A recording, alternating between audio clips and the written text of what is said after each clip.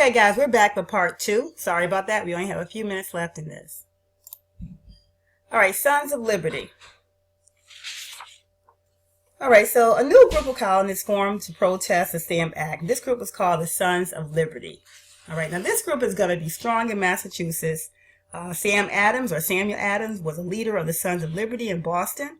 Keep in mind, Boston is like the very thriving city in Massachusetts. A lot of trades going on there. Let's see here. So it's like the New York of the colonial period.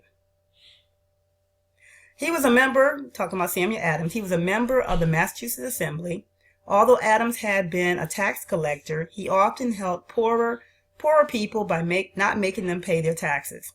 In 1765, Adams asked these people to help the Sons of Liberty. Many rushed to join. All right, the Sons of Liberty used newspaper advertisements and articles to protest the Stamp Act. They organized marches and demonstrations. They burned piles of stamps in town squares. Marches sometimes turned into mobs. There were a number of riots. Angry crowds smashed the offices of stamp tax collectors. The property of some people who cooperated with the British was destroyed. Mobs attacked the houses of government officials. The house of the governor of Massachusetts was actually burned. The Sons of Liberty also threatened British stamp officials. Angry colonists threw stones at British tax collectors. Mobs poured hot water, or hot tar actually, over some officials and covered them with feathers. This was very painful and embarrassing. And if you think about it, tar is what they use on the roads in order to, it's like they glue to hold the roads together, that black stuff.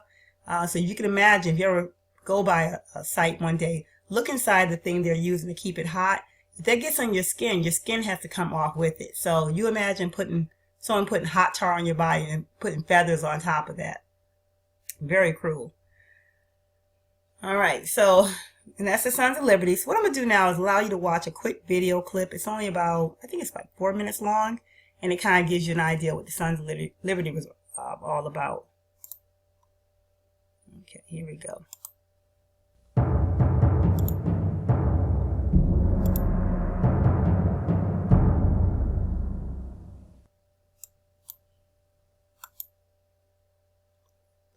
Uh-oh, what did I do?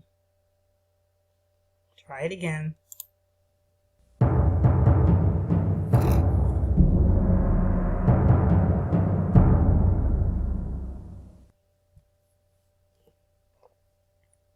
They met late at night, in secret, so as to not attract attention from British officials. Their members came from the middle and upper classes. The British saw them as terrorists. They saw themselves as freedom fighters.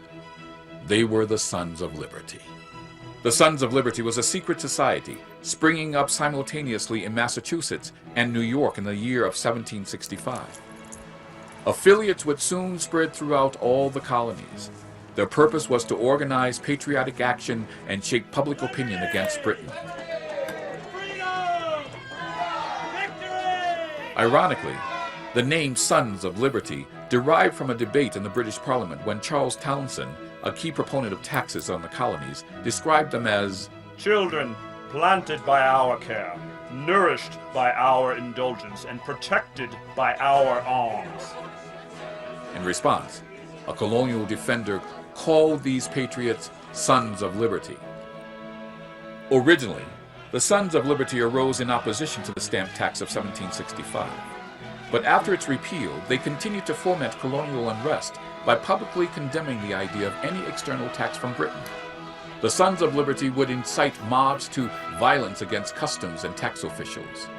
Their most famous protest would be called by later generations the Boston Tea Party. They also urged the seizing of a British cutter, the Gaspee, after it had run aground near Warwick, Rhode Island. They burned the ship and wounded the captain.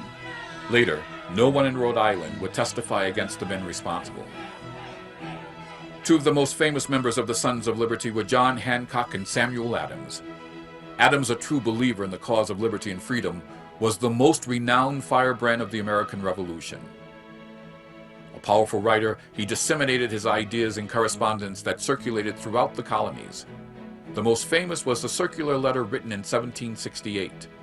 an essential, unalterable right in nature, that what man hath freely and honestly acquired is absolutely his own, which he may freely give, but cannot be taken from him without his consent.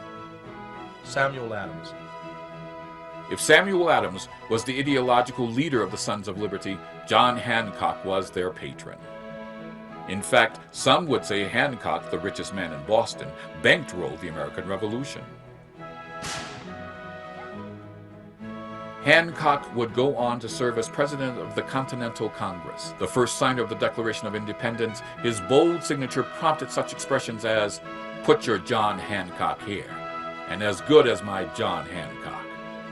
The Sons of Liberty disbanded in 1783, but there's little doubt that their clandestine and often violent activities played a major role in inciting the American Revolution. Okay, let me give you an idea about the Sons of Liberty. One second. Okay. All right, so if you look here, here's an illustration showing you the British tax collector and how they faced anger of the colonists. Sometimes they were beaten and drummed out of town, hands and feet bound, as you can see here. His feet are tied here and tied to the pole more likely. This tax collector is being carried out of town and going to be dumped alongside the road. So they didn't treat them very well at all. You see how they have women and children stand on the side. It's almost like a parade to some of them. All right, so after all of this protesting and resisting, the colonists actually, they came out as the victors. The British just couldn't enforce the Stamp Act. Pretty much they couldn't collect the funds and force the colonists to pay it. Most colonists refused to use the stamps. Newspapers and other products were bought and sold without stamps. So therefore, in March 1766, the British Parliament repealed or canceled the Stamp Act. Colonists celebrated. However, Parliament did say that it had the right to pass laws to govern the colonies, and this would actually lead to a lot of trouble. All right, so, okay, just to make sure you understood everything that I want you to learn through this lesson, here are those 5 questions again. Go ahead and get ready to record your answers by typing responses onto the next slide using complete sentences. But it's a good idea to go ahead and write your answers down on paper. And keep that for 2 reasons. One reason, you want to have a copy of these responses in case you get a quiz on them. And the second reason, you don't want to type it into the program if for whatever reason you lose your responses. So you always want to keep a copy of them, even if you type them in your computer and then copy and paste it into the program. All right, so go ahead. That'll be on the next slide, and then you'll have one more question, which is going to ask you about determining whether or not the colonists were justified in their actions. And you'll see that question presented as well. And thank you so much. And I look forward to see you in our next class. Bye-bye.